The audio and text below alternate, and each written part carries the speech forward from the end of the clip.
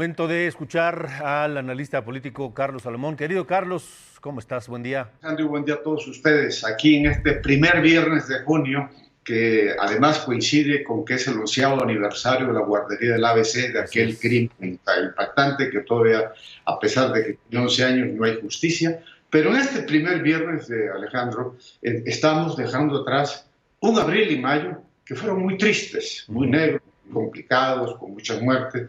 Pero junio, Alejandro, se presenta peor que lo que es abril y mayo. Entonces, Por lo vamos. menos la primera semana fue negra.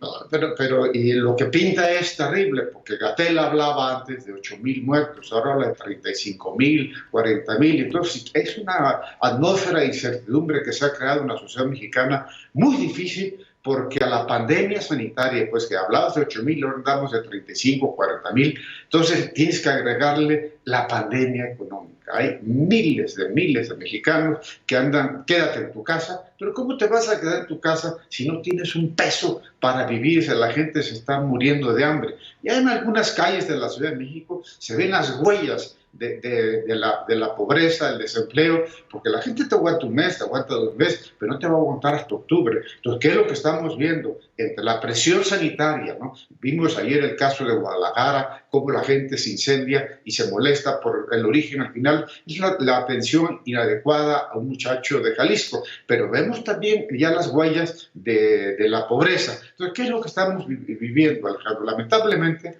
somos un país acostumbrados a vivir una tragedia, pero estamos viviendo fundamentalmente una gran polarización entre las partes que protagonizan y conducen la sociedad mexicana. Es muy triste, pues, ayer el gobernador Alfaro le echa la culpa al presidente y ven a mañanera el presidente dice, yo me lavo las manos, yo no tengo nada que hacer. Lo que estamos viendo es una masa poblacional, es el pueblo de México, los desprotegidos de México, y una más te digo, pero los pobres oaxaqueños, los chapinecos, los indígenas, que no tienen nada que ver en estas cosas más que se ven afectados en lo sanitario, en lo económico, y entonces ellos, ¿quién va a cuidar a ellos? Quien gobierna, Alejandro, administra el conflicto. Y aquí lo que estamos viendo es que el presidente ha polarizado una situación de tal manera que ya hay un grupo de gobernadores que están planteando prácticamente una especie de rebelión donde han dejado a un lado a la CONAGO y hay una confrontación cada viernes con el presidente. Y estamos viendo que en esta confrontación entre el presidente y los gobernadores estamos viendo una situación de incertidumbre. ¿Por qué? Porque la gente, hablo de los de abajo, hablo de las clases medias, pues ellos no son responsables ni culpables de esta polarización, de esta lucha de intereses de quienes tienen el poder. Yo insisto en esto, Alejandro, que la solución tiene que ser una solución integral, que alguien tiene que convocar a la unidad, alguien tiene que convocar a resolver el problema sanitario, alguien tiene que convocar a resolver el problema económico, pero como estamos viendo las cosas, ¿quién es ese árbitro, no? Si están peleando las partes, si hay partes en conflicto, si se habla de diferencias, de pleitos, de rencores, de falsos datos. Entonces, estamos metidos en una situación como sociedad donde quienes nos tienen que conducir, Alejandro, son parte del problema y no son parte de la solución. Entonces, esto es lo que está en el fondo de esto, porque la clase política de los partidos, los gobernadores, los diputados, los senadores, es verdaderamente desagradable, es molesto, es decepcionante que no entiendan que la gente es primero.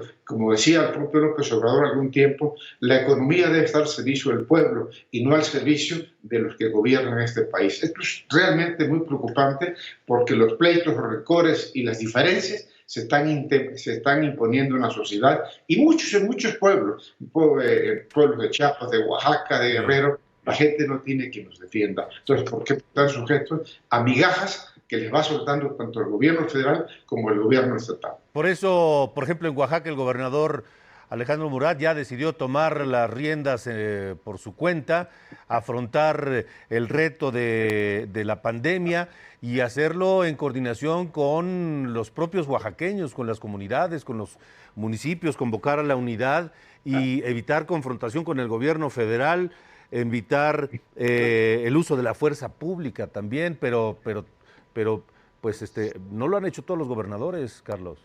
Ese es un buen ejemplo. Lo has mencionado, uno de los estados con mayor pobreza, con mayor indígena y que además están sometidos a una pandemia sanitaria, a una pandemia económica. Y lo que está haciendo el gobernador es más interesante, ¿no? Encapsular Oaxaca, cuidar Oaxaca, sobre todo se viene la guerra, que ya no creo que se haga, pero creo que tienen que asumir actitudes responsables, como lo hace el propio Alejandro Murat, cuidar a los que menos tienen. Lo que no puede pasar en esta situación, Alejandro, es que pierdan siempre los mismos, porque México en estas grandes crisis pierden siempre los mismos. Entonces, cada quien se tiene que ser responsable del espacio que le toca Sí.